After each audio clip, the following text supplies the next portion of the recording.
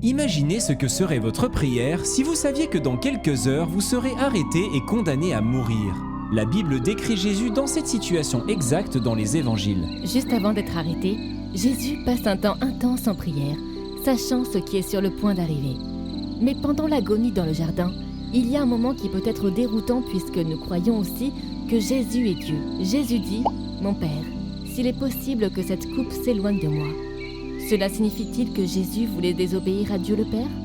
Jésus est pleinement Dieu et pleinement homme. Dans cette prière, Jésus exprime donc que sa volonté humaine, tout comme la nôtre, désire toujours vivre. Nous avons un fort désir de vivre et notre volonté ne désire pas naturellement la douleur ou la souffrance. Et le catéchisme explique au paragraphe 612, il exprime ainsi l'horreur que représente la mort pour sa nature humaine. Nous entendons la réponse quelques instants plus tard, lorsque Jésus prie que ma volonté ne se fasse pas, mais la tienne. Même si la nature humaine de Jésus était en agonie à l'idée de la mort, Jésus nous donne l'exemple ultime du choix de placer la volonté du Père au-dessus de la sienne.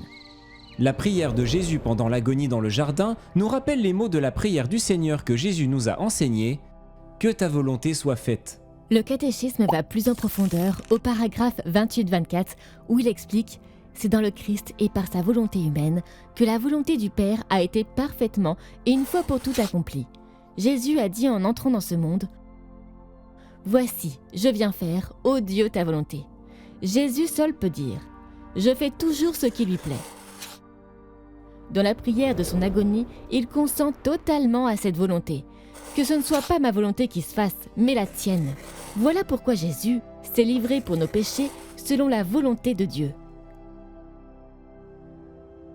En nous enseignant le Notre Père, Jésus nous invite à présenter nos besoins à Dieu. Mais il nous enseigne aussi à tourner notre volonté vers celle de Dieu. Et Jésus sait à quel point c'est difficile à faire, surtout lorsque nous sommes confrontés à la souffrance. Parce qu'il a été confronté à la pire des souffrances imaginables. Au début, nous pouvons hésiter à obéir complètement à la volonté de Dieu. Mais la volonté de Dieu est parfaite et bonne. Jésus nous prouve que Dieu veut notre bien ultime. Et pas seulement notre bonheur temporaire. Il est prêt à souffrir et à mourir sur une croix pour sauver et nous réconcilier avec lui. Dans le Notre Père, nous reconnaissons la volonté de Dieu avant de demander nos propres besoins. Ce n'est pas parce que Dieu ne se soucie pas de nous et qu'il veut faire passer sa volonté avant la nôtre par égoïsme. La volonté de Dieu est pour notre bien ultime et le plus élevé. Dieu sait mieux que quiconque comment assurer notre bonheur durable.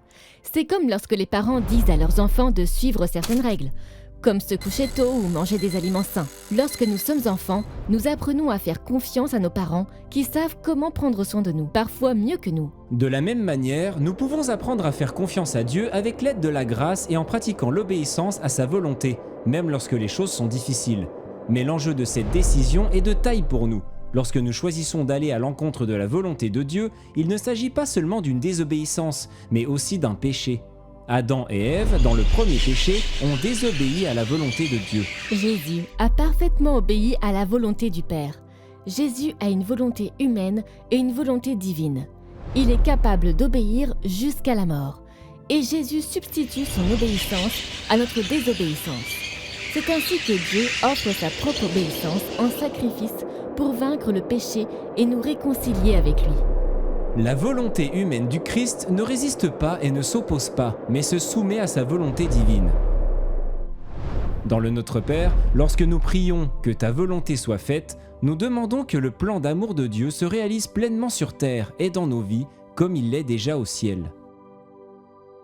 Le catéchisme dit au paragraphe 28-23 « Il nous a fait connaître le mystère de sa volonté, ce dessein bienveillant qu'il avait formé par avance. » Grâce à Jésus et à ses enseignements, nous connaissons maintenant la volonté du Père.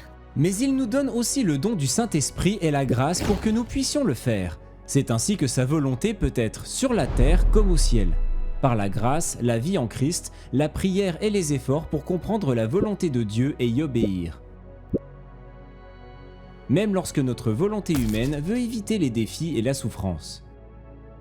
Dieu nous apprend au fil du temps à devenir de plus en plus obéissants à sa volonté. Les moments quotidiens de notre vie, en particulier les moments de souffrance, peuvent nous apprendre à être humbles et obéissants si nous les portons à notre Père dans la prière. Mais nous ne sommes jamais seuls. Jésus veut être avec nous à travers les sacrements, le don de l'Esprit Saint et en communion avec son corps, l'Église. Notre prière et notre obéissance à la volonté de Dieu ont lieu dans le contexte de la famille de Dieu, l'Église. Faire la volonté de Dieu n'apporte pas seulement notre bonheur et notre bonté ultime. L'obéissance à la prière que ta volonté soit faite permet également à Dieu de travailler à travers nous pour le bonheur des autres. Jésus sait personnellement que le Notre Père peut être difficile à prier de tout notre cœur. Mais il veut nous aider à faire cette prière parce qu'il connaît le plan d'amour et de bonté du Père pour nos vies. C'est pourquoi, dans le Notre Père, Dieu nous invite à connaître et à aimer sa volonté pour nos vies et pour les autres.